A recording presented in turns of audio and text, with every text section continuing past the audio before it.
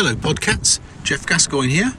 Today I'm in Muswell Hill and I'm going to see a wonderful stalwart of the UK jazz scene, a trumpet player and former violin player, Mr. Henry Lowther, who is a bit of a legend. Played with him a few times, not that many times, but it's always been great, and I'm sure he's got some brilliant stories to tell of a very long career in British jazz. So here we go.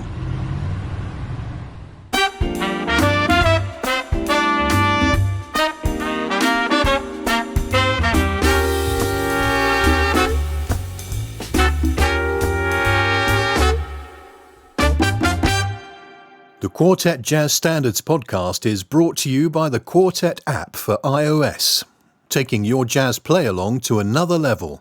I was just doing some research actually yesterday. Just as a session musician, let me just start with this. Yeah, sure.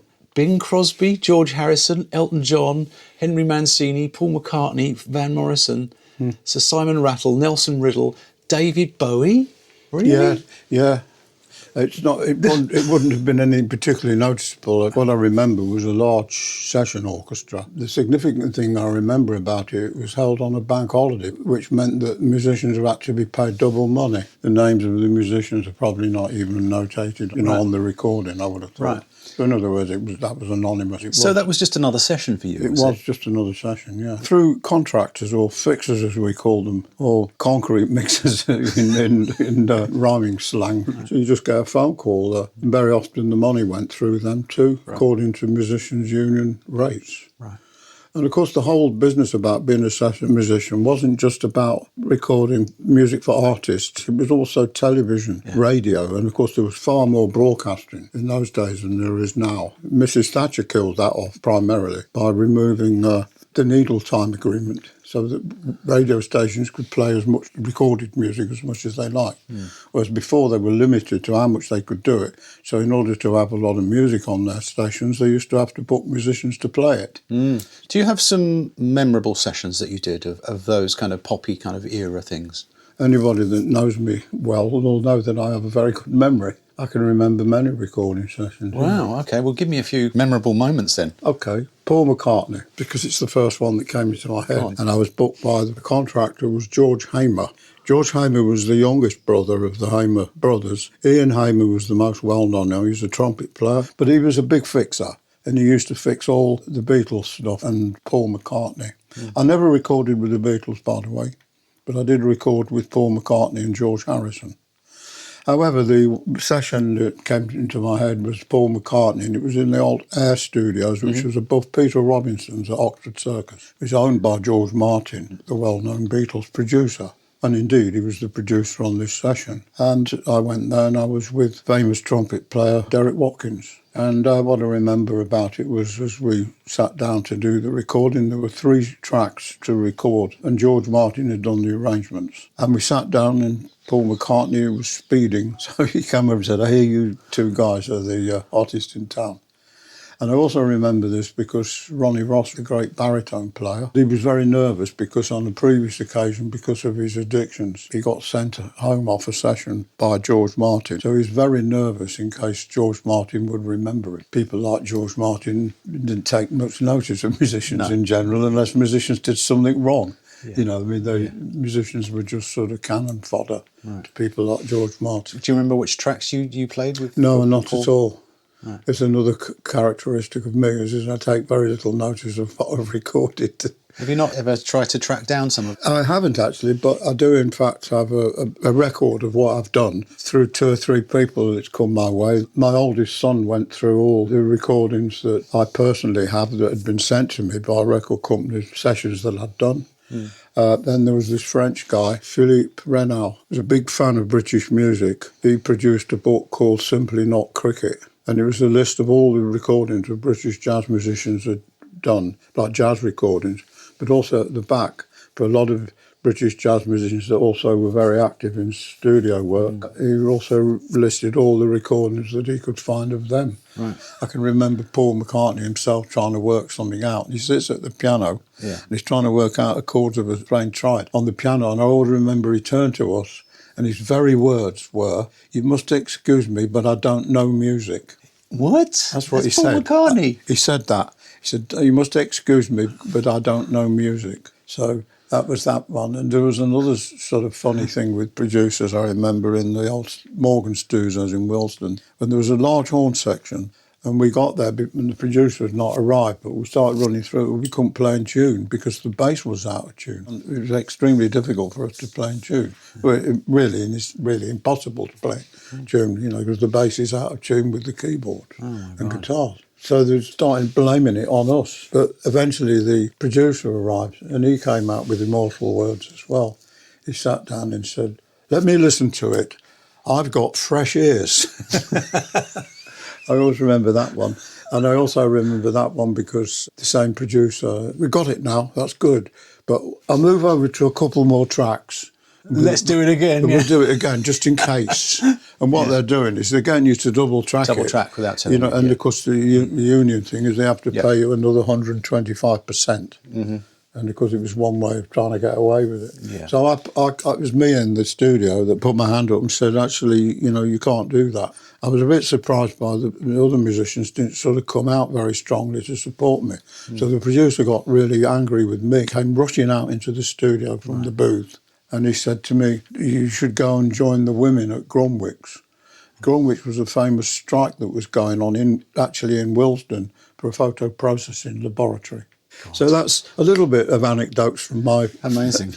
I've got plenty more, but I'm sure we've gone on forever. Well, I mean, I could talk all day. Can we go back to where you first got hooked on jazz? What was it that actually made you want to play jazz? Yeah, it's very interesting, this, because, although I grew up as a cornet player in the Salvation Army, throughout my teenage years I was a violinist. I went to the Royal Academy of Music as a violinist, and I wasn't interested in jazz particularly or anything, although I was aware of some popular jazz. My brother-in-law liked the Jerry Mulligan Quartet, but I shared a room with a guy. He loved Indian music, Indian classical music, and he introduced me to that. And I used to go, and I got really interested in it, and also the notion that there's a lot of improvisation in Indian classical music. I learnt something about ragas and talas, about the way that Indian music worked against a drone. But I never thought of playing it because certainly in those days there was nowhere where you could go to learn. And secondly, it still felt very alien. But on one occasion I was listening to a foreign radio station and I heard a saxophone player playing with just bass and drums. And it was all very asymmetric. And to me it resembled, in a kind of funny way, like Indian music. It was like a line, a linear, accompanied by quite busy drumming, like the tabla drummers in Indian music, plus a bass. And the bass, in a way, functions a bit like the drone in Indian music. And I liked that, and I thought, I'd like to learn how to do that, maybe. Well, I'll tell you what that track was. It was Sonny Rollins on the Way Out West album with Shelley Mann and Ray Brown. Of course, what I didn't know then, that they were improvising on a chord sequence. Well, I wouldn't have known that then. I was a violinist really still, but it was modern jazz I was interested in, not sort of traditional. Certainly I always had more technique on the trumpet than I had on the violin, because I was like a young prodigy when I was in the Salvation Army. So I went back to playing the trumpet at this point. So naturally I started listening to the jazz trumpet, and the biggest ones for me were Miles Davis and Clifford Brown. And then I got very much into Fats Navarro, Booker Little. Would you have transcribed? How would you learn the jazz vocabulary in those? There were no books on theory or anything in those days. You learnt by listening. I remember listening to some recording and working out the chords. And I was very pleased to find that many, many years later, when I actually saw these chords published or somehow, that I did get them right. So I learnt like that, really, just listening. And then I was lucky enough to meet some students at Leicester University who had a mainstream style jazz thing, modelled itself on Johnny Hodges' jump bands from the 1950s. Started playing with them, and that's the first experience I had of playing jazz. Great, well, amazing. And then later on, you got into free jazz? Free jazz playing. In fact, I used to do free jazz playing with Jack Bruce and John Heisman. There was a sort of chain of events. This Jamaican drummer I used to play with in Westbourne Park, a coffee bar called L'Escarpolette. Rather dodgy people used to hang out, like Michael X, Britain's answer to Malcolm X, and also that notorious duo Christine Keeler and Mandy Rice Davis. They used to hang out in this bar. One of their cohorts was a record producer called Denny Cordell, and they were dodgy people, believe me, and drugs were everywhere. And I used to play there with this drummer called Don Brown, who was a junkie. But he formed a quintet, and I got the job. It sounded like it was going to be a big thing. And of course, like all these things, it never was. We ended up playing this coffee, or at least playing there regularly. The band was Lynn Dobson, a very, very fine saxophone player. Harry Miller was the bass player, and the piano player was Tony Hymas. And anyway, there was a progression from that band. We got rid of Don Brown because of his problems that he created. But then the band became known as the Group Sound 5. And the lineup was Alan Jackson started playing with us. And then Lynn Dobson inevitably used to fall out with people all the time. Then ended up with John Heisman. Jack Bruce used to come down and play with us in this place in Stoke Newington. So the final manifestation of that band was a trio. It was just me, Jack Bruce and John Heisman. Right. And we used to play free improvised music. It was around about that time that John Stevens started the Little Theatre Club. We played with people like Evan Parker and Barry Guy, Tony Oxley. In many ways, we were playing free music before John Stevens, which is sort of interesting. Was this kind of groundbreaking at the time? Did you have people that you were inspired by? Were there Americans doing this? Oh, as yes, well? absolutely. Because, this was the era in America, the rather unimaginative name, The New Thing. The late Coltrane music, when he started playing all the free stuff, those cosmic music, those sort of records. And Transition. And those Transition, all those. And that came out of the modal music that Coltrane was playing in the early 1960s. So there were precedents. At some stage, did it get commercial? Was there a peak of this kind of era? The sort of jazz I don't rock? think, in one sense, jazz has never been commercial anyway, and that music. I think it's always been a good thing in British jazz, or British music, if you like, that the different kind of music that's within what we just simply call jazz, it's never been so strict. I know that in France, there's the different cliques, and they don't mix. In London, it's always been mixed. You can which move is from one to the other, like I've done, Yeah, well, I'm the same. I mean, I've done lots of different things as well. I think it's much healthier in that sense in Britain than it is in, But also it means France, that you can actually make a living, right? Yeah. I've asked how popular it was. It's a question that some interviewers have in recent years always asked somebody my age to say, what's different today? And often they demean was it any more popular than it was. And I'd say it's roughly the same. Sure, I don't think it's changed very much. I mean, what has changed, of course, is the academic background. There's much more academic training in jazz now than musicians of my generation didn't go to college. But funnily enough, perhaps it created more individuality than what happens now with an academic background. In America, maybe you got sort of 2,000 tenor players that all sound the same and play giant steps faster than John Coltrane. When you take a single instrument in jazz, like a tenor saxophone, and you look back at the history, and you go back to, say, Coleman Hawkins, Lester Young, Sonny Rollins. You hear these people, you can hear them, you know who it is. That's not so easy now. No. Musicians do sound, they're almost like the academic background is channeling people into the same direction all the time. Sure, yeah. Jamie Abersol records, they always have a list of records that you ought to listen to. Yeah.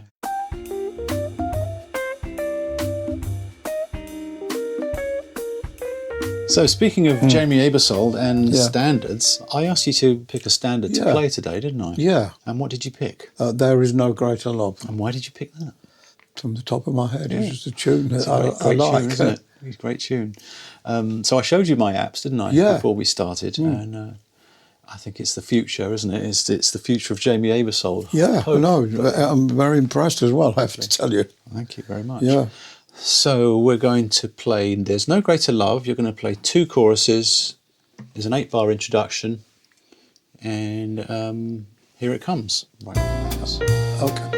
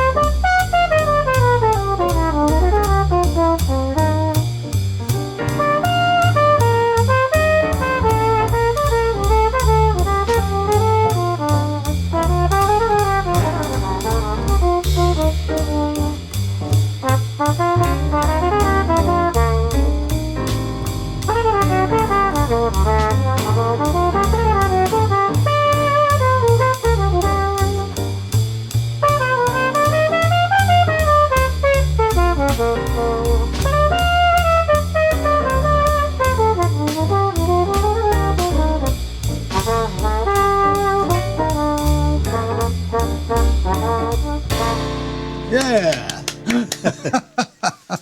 That's great. How did it feel to play along with that? Yeah, fine, yeah. What's your approach to improvising? Oh, I don't know. No. I just make it up as I go along. Of course you do, yeah. Of course you do, but I'm not a lick player. You know, I never really think in terms of licks, really. No. You know, because of the sort of one scale per chord Jamie Abersold, you know, advocates, and not only would I not teach that method, I don't even advocate it. I always think in terms of keys. You take, 2-5-1, D minor 7, G7, C. Mm-hmm. On the 2 chord, the D minor, you play a D Dorian. G7 chord, you would play a G Mixolydian scale.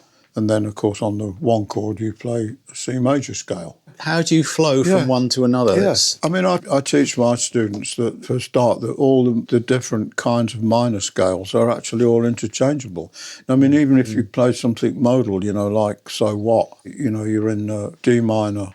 If you just play a melodic minor scale ascending, and play a melodic minor scale descending, or play a harmonic minor scale, you know, or just play the Dorian mode, they all work, all of them. Yeah. So I that's the way I teach harmony for improvisers, you know. Yeah.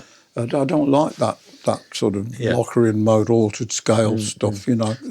I love to use as an example the classic quintet that Miles Davis had with John Coltrane. And it's interesting that both Miles Davis and John Coltrane both had completely different approaches to harmony. Miles Davis would see a sequence, starts at C major, ends in C major. And Miles would see like this. Big arc. But Coltrane used to take each chord, and in fact, all that so-called sheets of sound business that Coltrane became famous for, in some ways originated with Thelonious Monk. You know, when he spent 5 months working regularly with Thelonious Monk, Monk used to say to him, you know, I've got 10 digits, I play all of these notes. Why don't you do that on the saxophone? Well, in order to play all those notes, you have to play them all really quick. And that's what Coltrane did. He tried to play all the notes of every chord all the time. It's interesting, as you know, I was a very, very close friend of Kenny Wheeler, and it was interesting to talk to him about these things because he always reckoned that it's not true, but he always reckoned that he couldn't play on bebop changes. Funny you should say that, because Stan Saltzman said exactly the same thing. Did he? Yeah. Oh, that's interesting. But do you not think that those guys, they had their own language almost? You know, they wrote their own music a lot, and they played with each other such a lot that they kind of did develop their own language. I certainly think Kenny Wheeler did, because actually that's why when you hear Kenny Wheeler's compositions, you almost certainly be able to say, oh, that's Kenny Wheeler. You can make a comparison here to a composer like Elgar. Elgar, you need 2 bars and you know it's Elgar. Well, what made it so recognisable? It was because Elgar had his favourite devices that he used all the time. Well, Kenny Wheeler's very similar. But Kenny used to talk about Jimmy Duca. Kenny used to say, I could never play changes like Jimmy Duca. But he thought when he first came across Booker Little and Booker Little's writing, it gave him a new direction. And of course, it was a mixture. It wasn't music that was entirely modal. depends what you mean by modal. I mean, how long do you stay on one chord before you can call it modal music? But the other thing, of course, what became very popular around that time was the use of pedal point harmony, putting a triad on top of a pedal point and shifting triads around. Yeah. So then of course, what you get slash chords, like F sharp over G. It's a very specific So sound as well, that's isn't where it? Kenny came from. I was in the Dankworth band. In fact, I played on Windmill Tilted, the first Dankworth album. I had a day job at the time. I took time off from my job to play on the recording sessions. I remember when I saw some of the chords, like F sharp over G, I didn't understand that at all. I didn't have a clue. No. I didn't know what it meant, but Kenny Wheeler had already discovered that. But then, of course, there was 2 or 3 musicians around then very interested in doing all that stuff. One was Bob Cornford. Do you know who he was? He was a composer and arranger, played piano. He used to be an MD for Scott Walker. He was into all this, and he was a good friend of Kenny, plus Pat Smythe. Played piano with Joe Harriott and people. He was a wonderful musician. He was the one that, when he was dying in hospital, Stan Getz came all the way over from America, came over to London just to visit Pat Smythe, and then went back. He thought so much about Pat Smythe, Stan Getz.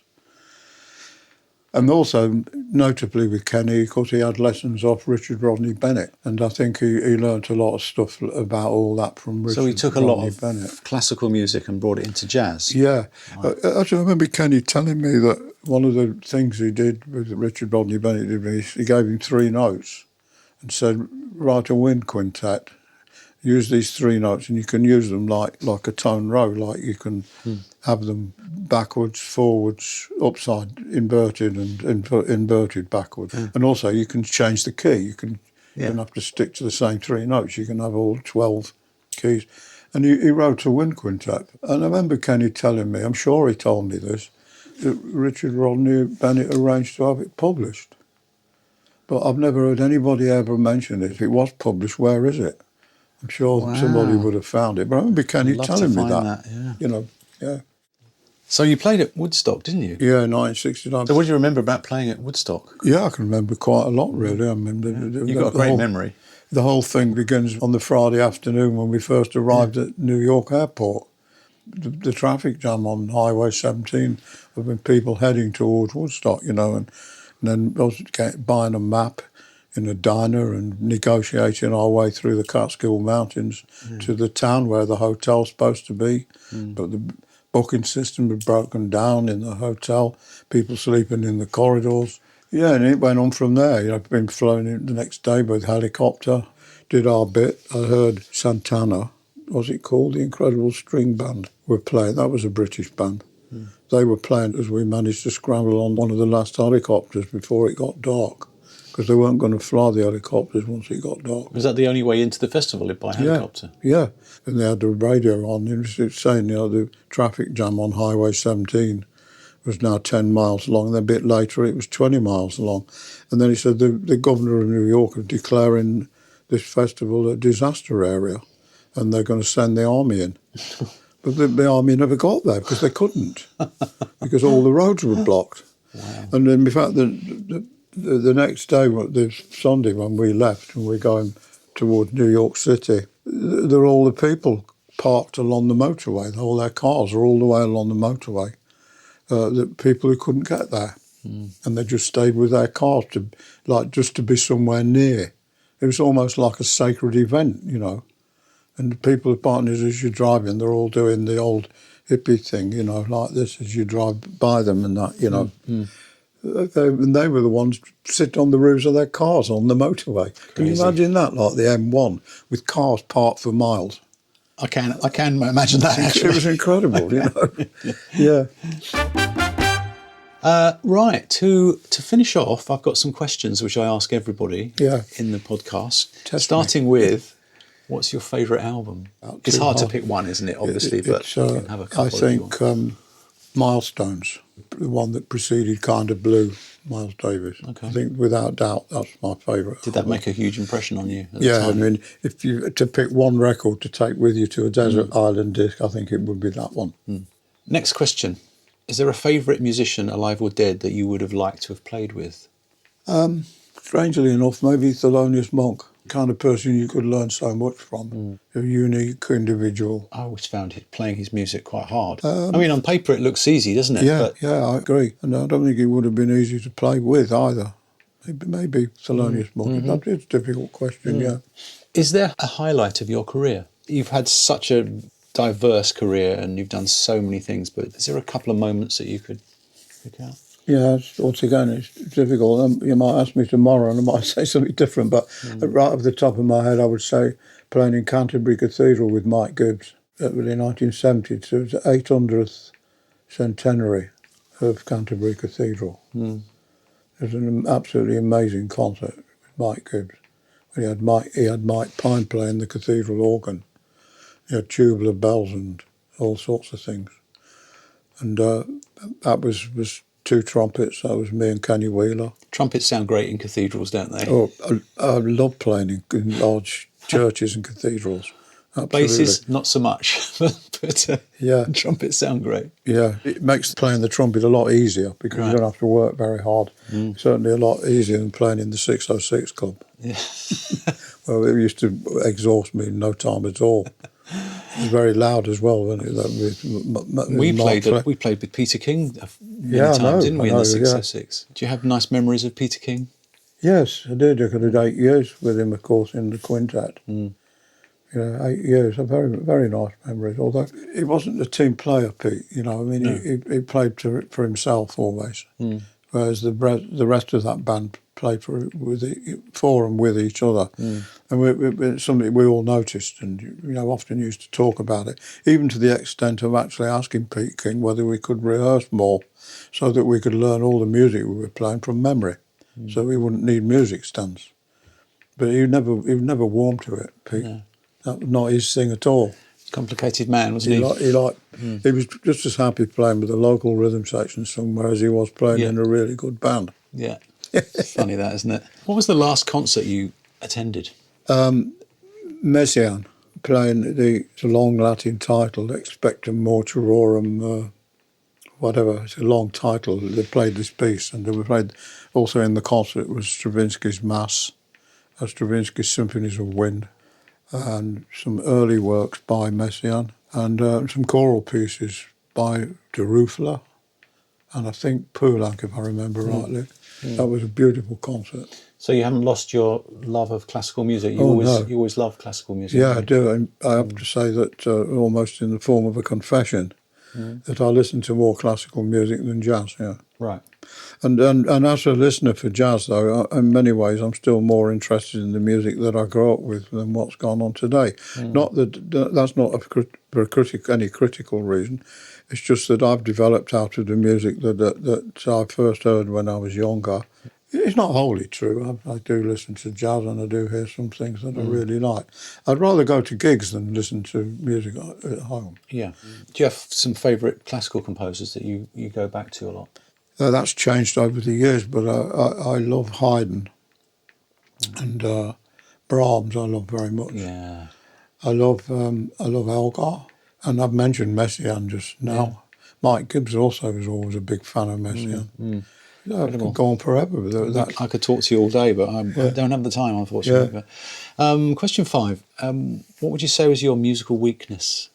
My chops. Sounds pretty good to me. It's a constant thing with trumpets, though, isn't it? I'm thinking in terms of endurance. I often find some gigs very difficult to get through with my full capabilities because I get tired, and once your chops start getting tired, you stop thinking about the music. You start thinking about your chops, and then you start feeling that you're failing. It's even harder now at my age because I don't play so much as I used to. So to sort of maintain your chops, I have to do a lot of practice. You've always been able to read music, haven't you? So you've never had any problems in sessions or, sight reading, things like this? It's no, in fact, I can't remember, learning to read music. I could read music at 5 years old. And I realise that this is a difficulty for some people that actually learn to play a musical instrument in the jazz. You wouldn't do this in classical music, of course, because learning to read music is what you actually do when you play classical music.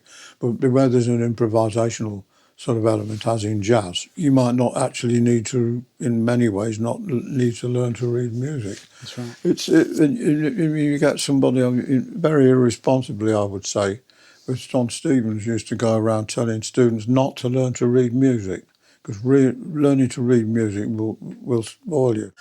How irresponsible. I mean, you put people the wrong way. You know what? You still see that attitude. I can't understand why people could be complimented on something that they can't do. There's a funny story here. I'm going to be doing a session. There's a studio in Soho. I know later it might have been called Logarithm Studio or something. But I remember, as always with musicians, you sort of go around the corner to a pub when the session's finished, pile your instruments into the corner, And I happened to be sitting down in there and against this old guy, and he said, "Are you guys musicians?" He'd seen the cases. I said, "Yes." He said, "Well, you should come down my pub in the East End." He said, "There's a piano player plays in the pub." He said, "He's fantastic, this piano player." He says, "Do you know what?" He says, "He can play the piano with only one hand." I've never forgotten that. What's he doing with his other hand? I don't know. Okay, next question. Do you ever get nervous on stage? Yes, all the time. Do you? There's kind of like the fear of failure. Right. But there's also, it's not nerves so much as feeling self-conscious, and I don't enjoy. Is that to do with the chops thing, or is that something else? No, nothing to do with the chops. Or that if you've got bad chops, that's enough to make you even more nervous. But right. I'm not. I mean, just the sort of sense of being self-conscious. But I've also found that nerves are irrational, because there's sometimes you think I'm going to be very nervous doing this, and suddenly you find you're not nervous. And on other occasions, when you think something's going to be easy, you're not going to be nervous about it. Suddenly you get nervous. It seems to be unconnected. Like many other things, why some days you feel good and other days you don't. I don't know, it's something... Yes, absolutely, I've always been nervous. I mean, Kenny Wheeler used to get so nervous, he used to put deps in on broadcast. He used to get so nervous about it, he'd send a dep. And I've never been that bad, but I mean, yes, absolutely. It's hard. Being a musician is hard. There's so many things they don't teach you in school, isn't there? Yeah. A few more questions. Yeah. What's your favourite sandwich? Hard-boiled egg and tomatoes with lots of salt and pepper. Lovely. And what's your favourite movie? In the Heat of the Night. It's Sidney Poitier and Rod Steiger. In many ways I like it because it's a sort of a lesson learned and a reconciliation. It's like this expert police officer turns up in a southern American town where there's been a murder. And because he's waiting for a train to leave, they automatic assumption is, being a black guy, that he's done the murder. Yeah. So he gets arrested, and then they find out that he's a homicide expert working for police in a northern American town, namely Philadelphia. And the chief of police in this Mississippian town, deeply, like a lot of people in that area of America, particularly in those days, deeply racist. And he was very surprised to find that this guy is an expert, and he almost resents it. But during the course of the film, they become friends. And the prejudice goes both ways, incidentally. The black guy, it tries to pin the murder on a sort of wealthy person who at one time would have had slaves. And he's prejudiced enough to affect his bias in trying to discover the perpetrator of the murder. So look, it's a great film. Sounds like it needs a remake, though. Great music by Quincy Jones. Right. Wow. Yeah, great music too. Has there been a favourite venue that you have played in? The Caramel. The Caramel? In Wood Green. Okay. And which I'm well associated with. Is that a current Yes, venue? Very current, yeah. Oh, I don't know that. Yeah, jazz there every Thursday, and I book some musicians in it. Right. Okay. And the vegan food is fantastic. I think I'm free next Thursday. It's got great. I do one a month. I book one a month. Right. They do put their own things on. It's just a great space. Got a great sound, and it's got great food. The vegan food, particularly the Indian thalis that they do there. All those, undoubtedly my favourite venue. Yeah. Amazing. Well, it's great to hear. I'm planning to launch my big band album there. You've got a big band album. I've got a big band album coming. Yeah. Wow, that's amazing. When is it recorded already? Yes. Yeah. Right. So with the London Jazz Orchestra. Fantastic. And it's going to be a double CD, a double vinyl. And you've composed for that, have you? I've composed all of it. I'd love to hear that.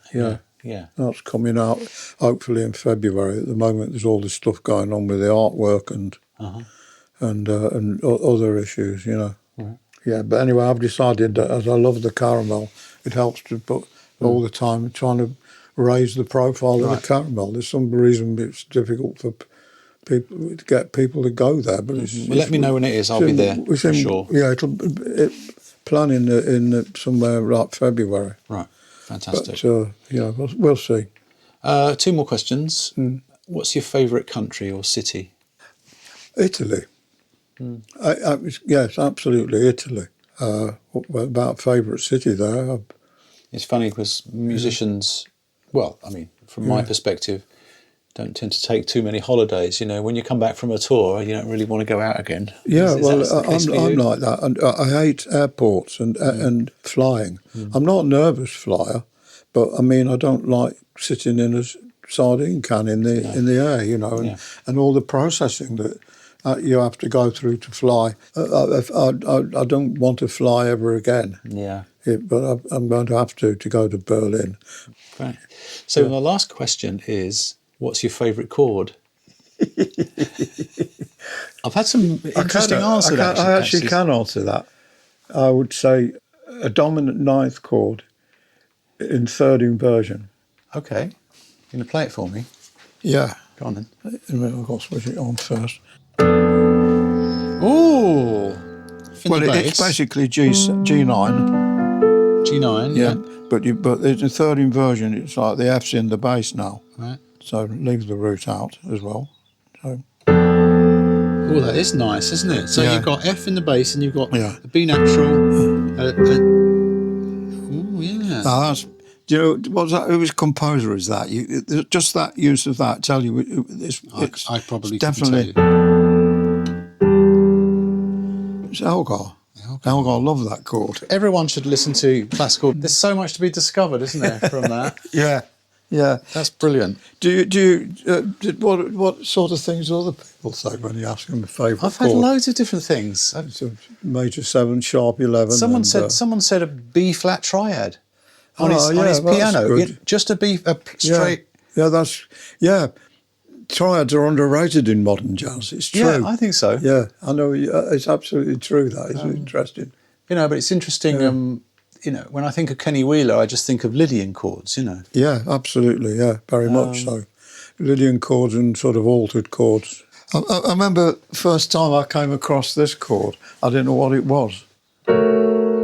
Oh, that's F sharp triad in the right hand over A. Yeah. It's basically a major chord with a minor third in the bass, and but in fact, I mean, we put it down there. But once you add a seventh to it, you do this,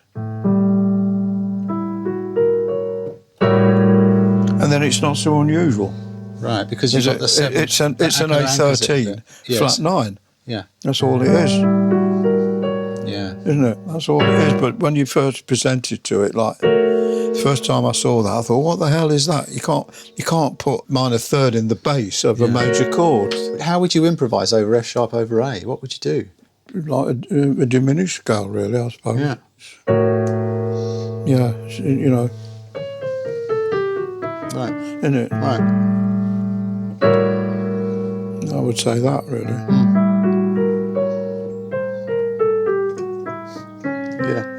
Yeah, diminished scale. Yeah. It's what you call chords is interesting sometimes. Sort of example Mike Gibbs used to do that. So you get a sus chord, but you still put the major third in it as well. Oh, that's lovely, isn't it? So that's G sus. That's G sus. So that's G, C, D, and F, and then with a B natural above it. And then the question is, what do you call that? But that's lovely, isn't it? Probably have to call it I would probably have to call that G7 add 4. That's probably what you have to... Yeah, but it's specific because that 4, if that was up there, that would sound wrong. If that C natural was up the octave, yeah, because it wouldn't be right, would then it? it would be this. Then you get a clash at the top. Yeah, You want to split yeah. those two notes. Have you ever studied big band writing? Have you had lessons in it or anything like that? I've not had lessons with anybody, but I've looked at some... I mean, you must have learned from being in big bands. I'm lucky enough to have played, of course, in some of the real good big bands. Yeah. You played on the music of large and small ensembles, didn't you? I did, yeah. Right. Do you remember about that? Yeah, it was amazing because we were in the middle of the tour. It was in 1990. It was Kenny Wheeler's 60th birthday tour. And we were in Cardiff one night, and then the next night we were in Liverpool, and we drove to Liverpool in a storm. On the M6 motorway, there were sort of juggernauts lying on their side, being blown over. And it was a hair-raising journey, with rain and wind. Almost late for the concert. We didn't have time to go to the hotel, so we went straight out on stage to play the gig. And after the gig, we went to the hotel, but we had to leave the hotel at 6 in the morning to get to the studio in CTS Studios in Wembley. It was all done according to Musicians Union, 2 3-hour sessions, 10 till 1, 2 till 5. But the band was well rehearsed because you'd been playing. We were obviously. on tour. So you just bang, bang, bang, straight through. Yeah, we had an evening off. And then the next day we had 10 till 1 back in the studio in the morning. And then after the session was finished, the coach was there to take us to Birmingham. That's crazy, isn't it? Straight to Birmingham to do the evening gig. So 1 take of everything or 2 takes of everything? Yeah, mostly like first takes or maybe 2 takes, but then they take the first one anyway. I always remember Manfred Eicher, ECM Record, coming out into the studio when we were trumpets, and he stood there, and when we finished, he said, "I've never heard a sound like that in my life." I always remember him saying that. He was so impressed. The other 2 trumpets beside me and Derek were Alan Downey, who was one of the great lead trumpet players. In fact, some ways I preferred Alan Downey's lead playing to Derek, because Derek was much more mechanical, and he played well up on the beat. But Alan Downey was more of an old-fashioned tradition of lead trumpet playing. He played slightly behind the beat. Mm-hmm. And also, it was just an incredibly exciting lead trumpet player. So what kind of lead trumpet player were you? The times when I have played lead trumpet have been when I've been forced into it or by default. I did play lead trumpet, a short 2-day tour with George Russell. I played lead when Gil Evans came to England in the 1980s. What was it like playing with Gil Evans? Chaos. He was a very chaotic person, but a really lovely man. Right. Very sweet man. Amazing. Yeah, I had a number of experiences with Gil Evans. And one of my favourite memories of Gil is when we played at Ronnie Scott's for 2 weeks. And on the Sunday between the 2 weeks, we went to Antwerp, played a gig in Antwerp in Belgium.